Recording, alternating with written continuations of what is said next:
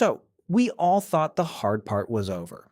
The 7 minutes of terror, that white knuckle landing where your heat shield glows at 3,000 degrees and retro rockets kick up dust storms, that's what NASA calls the impossible part. But as Starship gets closer to launch and Mars colonies go from sci-fi to press release, scientists are realizing the math is as terrifying as the descent. Because we just got hit with a brutal update. Landing isn't the problem, leaving is, and the rocket equation just revealed why Mars might be a one-way trip whether you bought a return ticket or not. First, the numbers from every Mars study. To escape Mars and get home, you need 5.7 kilometers per second of delta V. Now, that sounds small, right? The Saturn V did 11 just to leave Earth. Mars has weaker gravity, 0.38 g. This should be easier, but 5.7 kilometers per second on Mars violates every engineering limit we have. Here's why. On Earth, we have infrastructure, skyscraper-sized launch pads, refueling, stations, factories. On Mars, you have a tuna can made of dust and polymers. And that changes the physics completely. This is called the Tsiolkovsky Rocket Equation, and it's the most evil piece of math ever written. Here's how it works. To get those 5.7 kilometers per second, you don't just need fuel. You need fuel to lift the fuel.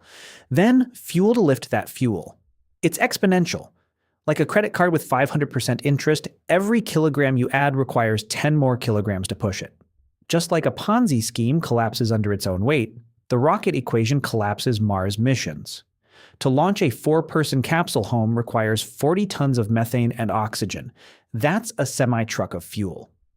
But to land the machine that makes that fuel, you need 5 tons of nuclear reactors. Then 5 tons of mining equipment. Then the habitat. The mass keeps growing. The rocket, to get it all there, would need to be the size of a skyscraper, which means the fuel to get that rocket there requires another skyscraper. It's turtles all the way down, and every turtle weighs 10 tons. But here's another weird thing. NASA's answer to this trap is called ISRU, In Situ Resource Utilization. Sounds like progress. But telescopes and rover data revealed something shocking. Mars is missing the hydrogen. To make 40 tons of methane, you need to mine 4,000 tons of water ice from the poles. That's 4 million kilograms of rock. With what? 12 people with shovels? Finding a plan to get home without Earth's infrastructure is like finding ocean water with no salt. It violates the chemistry. Opportunity died in 2018 because dust blocked sunlight for a month. Your fuel factory needs 50 kilowatts of power, constant, uninterrupted, for 500 days. NASA's crusty reactor gives 10 kilowatts. You'd need 5 reactors. Now you're landing 10 tons of nuclear material on a planet where we've never landed anything heavier than 1 ton. Elon Musk came up with a theory that almost every aerospace engineer quietly worries about. The idea is Starship will carry 100 people and refuel on Mars using the Sabatier process. He did the math publicly. Starship needs 900 tons of methane and oxygen to launch from Mars. Here's the trap. To make 900 tons, you must process 2,500 tons of Martian atmosphere. That requires mining 4,000 tons of ice and running a power plant the size of a city block for 26 months straight. I ran the numbers. If dust storms reduce solar efficiency by 60%, which they do because dust blocked 99% of sunlight during Opportunity's death, then by month 18, you'll have produced exactly 400 tons of fuel. 400 tons gets you halfway home, which means you die in the void between planets instead of on the surface. SpaceX published the Starship specs before Lockheed Martin released their MAV study. The data shows the exact same gap. 40 tons needed, 400 tons possible, 900 tons required. That bright star in the morning sky? That's Earth, 140 million miles away. The math says that distance is meaningless. Fuel is everything, and the fuel factory is the mirage. If the fuel gap is real, then the psychology collapses too. HI SEAL studies showed crews break down after 8 months of isolation. You need 16 months just waiting for the transfer window, plus 7 months home. If the ship is ready. But the sunk cost trap means you can't radio for rescue. There is no rescue. There is no cavalry. So you climb into that ascent vehicle with 400 tons of propellant, knowing you need 900 because the alternative is admitting you're already buried. Mars isn't a colony, it's a roach motel with a view. But wait, there's something even stranger happening that nobody's talking about at the press conferences.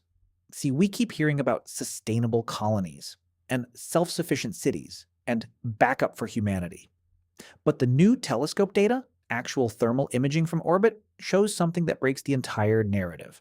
The habitats they're planning, the ones with the glass domes, and the gardens and the children playing in 0.38 gravity, they require something Mars doesn't have: heat retention. And the math on that makes the rocket equation look friendly. Here's how thermal mass works on Earth. You build thick walls: concrete, stone, earth. The sun heats them during the day. They release that heat at night. Temperature swings moderate. But on Mars, the atmosphere is 1% as thick as Earth's. There's nothing to hold the heat in. During the day, equatorial temperatures might hit 70 degrees Fahrenheit. At night, minus 100. That's a 170-degree swing. Every single day, your habitat isn't just fighting the cold. It's fighting physics itself. The perchlorates in the soil, those chemicals that poison your thyroid, they also destroy any organic material they touch. The dirt is literally toxic to life. You can't just grow potatoes in Martian soil like the movie showed you. You'd need to bake that soil at 400 degrees for hours to drive off the poisons. Where does that energy come from? The same reactors that are already failing to make your rocket fuel. And here's the part that doesn't make it into the animations. The dust, the fine electrostatically charged dust that covers every surface, it gets into everything. Seals fail, airlocks jam, solar panels degrade 4% per month. During the 2018 global dust storm, Opportunity's solar input dropped from 600 watt-hours to 29. That's a 95% reduction. Your colony needs constant power just to keep people alive. The life support, the water reclamation, the air scrubbers, the heating, none of it stops. But your power source might. And when that dust settles, it doesn't just settle. It forms a layer so fine it seeps through microscopic gaps.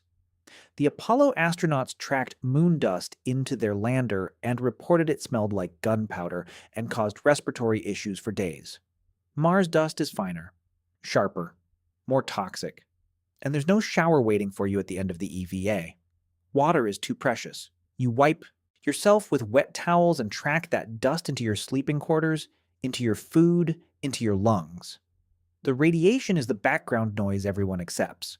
Cosmic rays, solar particle events, the kind of high-energy protons that slice through DNA like tissue paper. On the International Space Station, astronauts see flashes of light when they close their eyes. Cosmic rays hitting their retinas.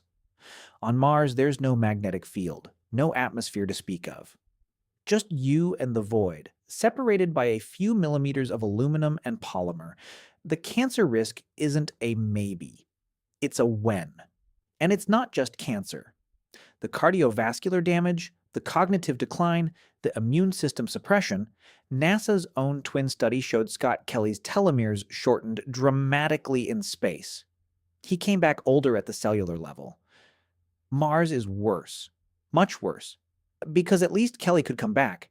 But let's just pretend that you solve all of this.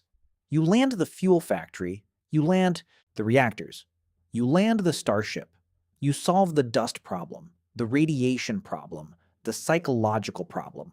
You still have to survive for 500 days. That's how long you have to wait for the Earth-Mars transfer window to align again. 500 days in a tuna can with the same 3 people.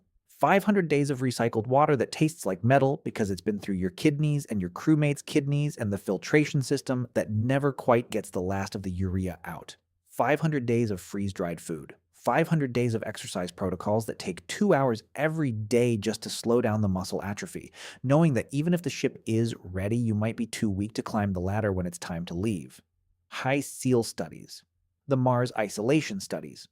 They lasted 8 months before the crew stopped talking to each other. before they started having psychotic breaks, before one guy tried to murder another guy over a protein bar. That was 8 months. You need 16 months and then another 7 months in a tin can coming home, if you're lucky. If the fuel math worked, if nothing broke, the sunk cost fallacy is the killer. Once you're there, once you've invested $10 trillion and 500 days of your life, you can't admit failure. You can't radio Earth and say, we can't make the fuel, send a rescue. There is no rescue. There is no cavalry. So you lie. You tell mission control everything is fine. You tell yourself the fuel factory is 90% operational when it's at 40%. You climb into that ascent vehicle with insufficient propellant because the alternative is admitting you're going to die on Mars anyway. It's better to die in the sky trying to get home than admit you're trapped. And that's the psychological trap. You're not just trapped by physics. You're trapped by hope, by the desperate, clawing need to believe that the return trip is possible because the alternative is accepting that you paid $200 billion to die on a rock. They'll sell you the dream. They'll sell you Mars, colony. They'll sell you backup for humanity. They'll show you the CGI gardens and the glass domes and the happy families in magnetic boots. But look at the fine print. Look at the mission architecture. There is no architecture for return. There is only architecture for staying, for dying. Mars 1. Remember them. 200,000 applicants for a one-way trip.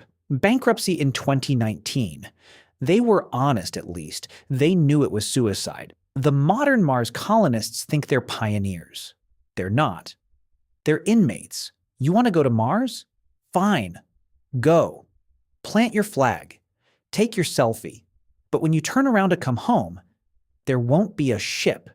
There won't be fuel. There will just be the dust and the slowly dawning bone-crushing realization that you walked into the trap with your eyes wide open. Mars isn't a destination, it's a grave that lets you dig your own hole, and the dirt is red.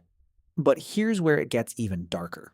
Because buried in the latest NASA technical reports, documents that don't make the press releases, the ones with the boring titles and the terrifying footnotes, there's a number that changes everything. It's called the critical path failure probability. And for Mars missions, it's not calculated in percentages. It's calculated in certainties. Let me explain how mission planning actually works. When NASA designs a rover, they use something called heritage components, parts that have flown before, proven technology. The Curiosity rover used a landing system derived from the Viking missions from 1976. Heritage reduces risk. But here's the problem. There is no heritage for Mars ascent. Nobody has ever launched anything from Mars. Not a test flight, not a prototype, nothing. So when they calculate the probability of success for a Mars ascent vehicle, they're not using real data. They're using models, simulations, assumptions. And those assumptions break down in ways that don't show up on PowerPoint slides. For example, the thrust vectoring, system that steers the rocket during ascent. On Earth, we test these systems thousands of times. We know how they behave in humidity, in temperature swings, in vibration.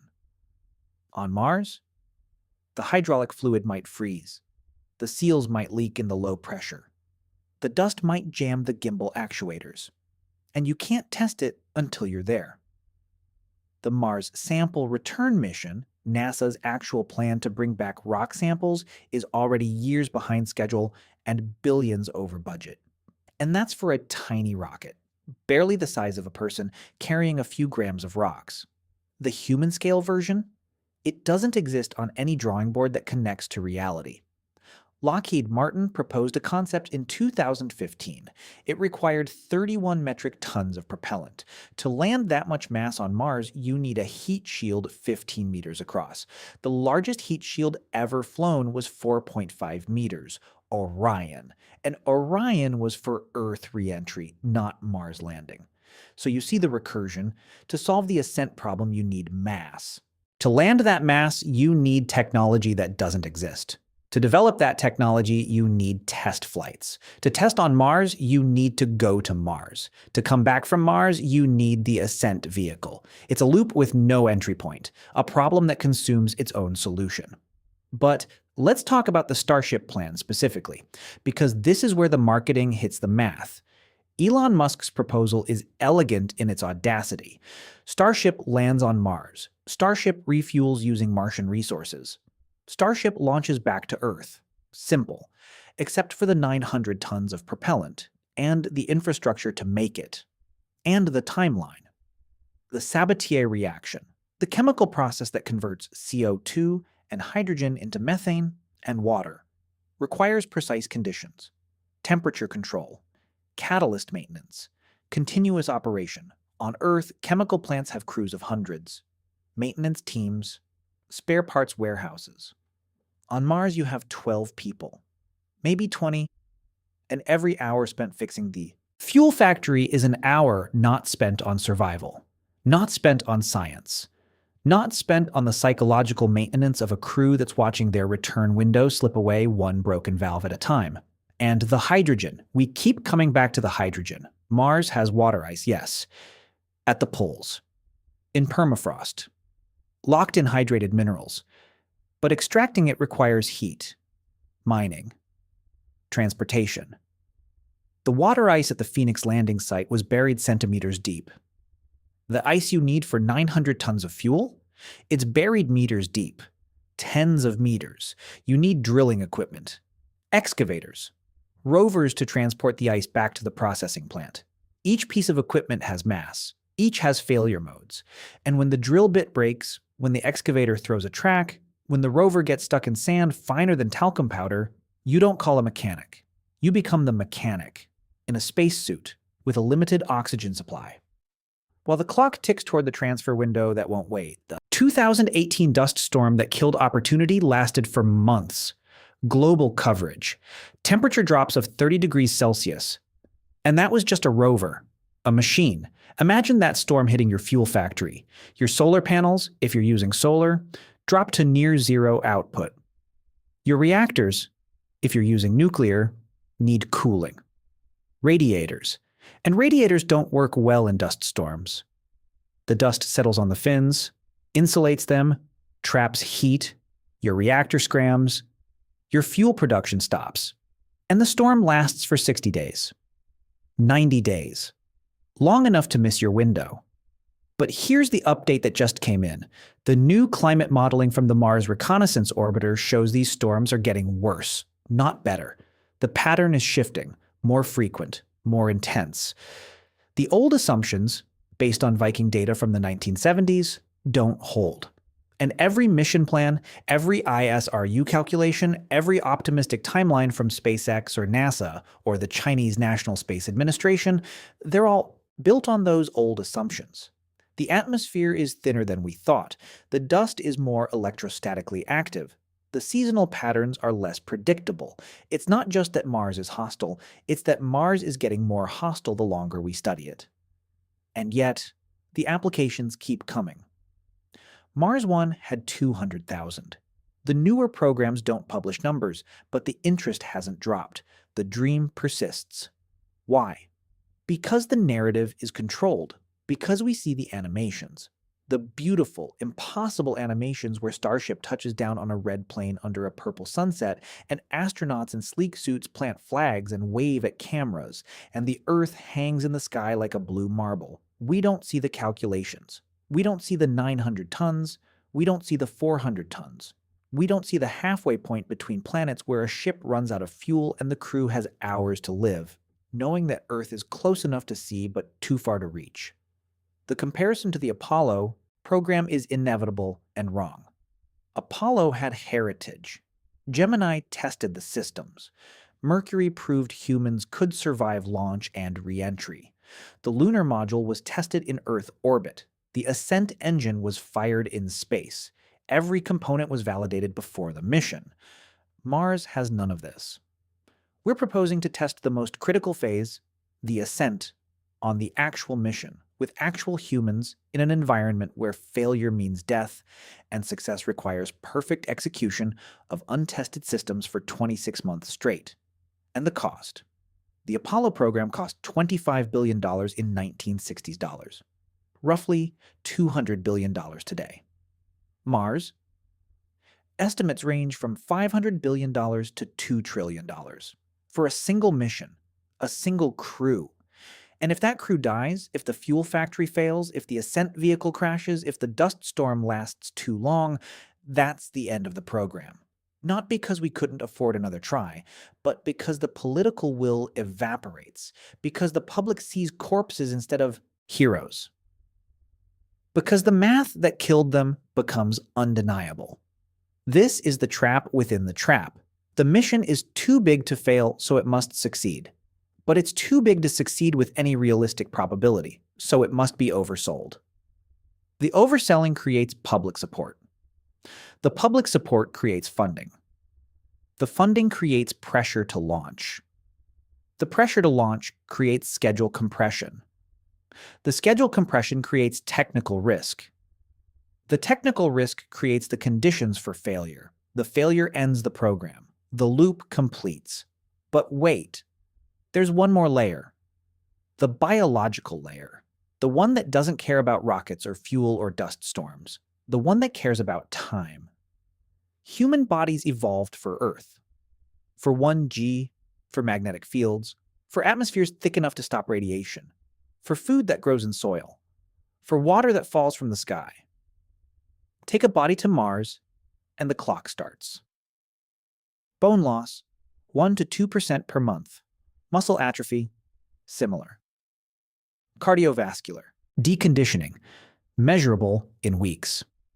Vision changes, fluid shifts pressing on the optic nerve, causing permanent damage in some astronauts.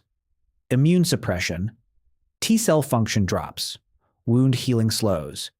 And the radiation, not just cancer risk, but cognitive decline. Alzheimer's-like symptoms. Brain damage visible on MRI. Scott Kelly spent 340 days on the International Space Station.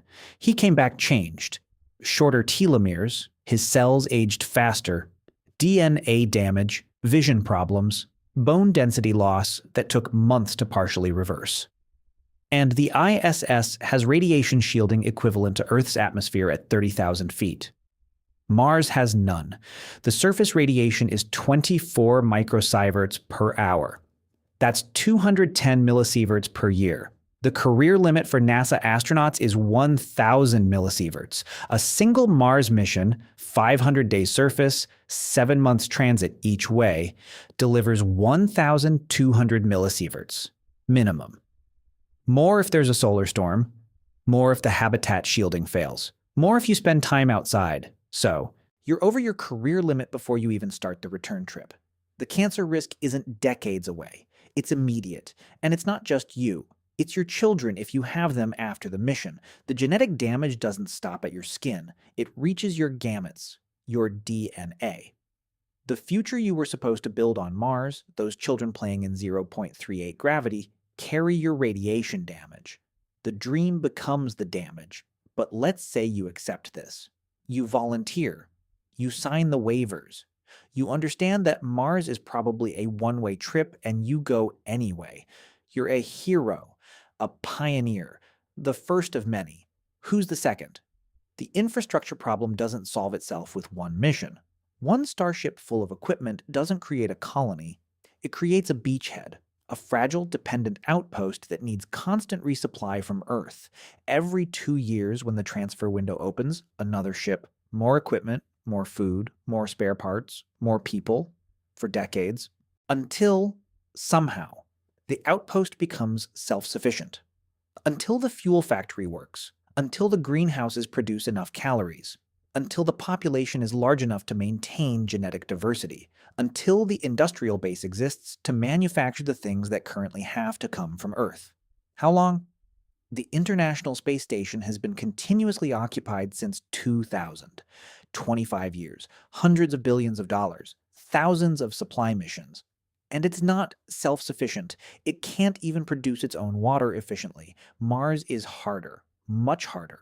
The timeline for self-sufficiency isn't years, it's generations. And every generation has to survive the failures, the accidents, the dust storms, the psychological breaks, the radiation, the cancer, the broken equipment, the missed transfer windows, the ships that crash on landing, the fuel factories that don't work, the crops that fail in toxic soil. The probability compounds. If each mission has a 90% success rate, a wildly Optimistic assumption based on no heritage whatsoever. Then, after 10 missions, the probability that all succeeded is 35%.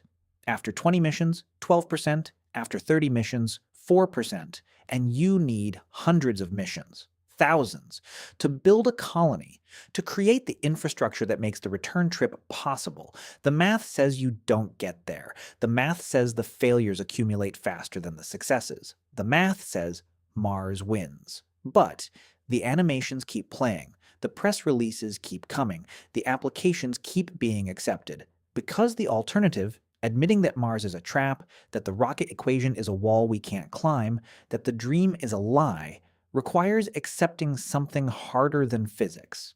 It requires accepting limits, accepting that some frontiers are closed, that humanity's expansion into the solar system isn't inevitable, that we might be stuck on Earth, that the great filter isn't ahead of us. It's here. It's the gravity well, the exponential fuel requirement, the tyranny of the rocket equation.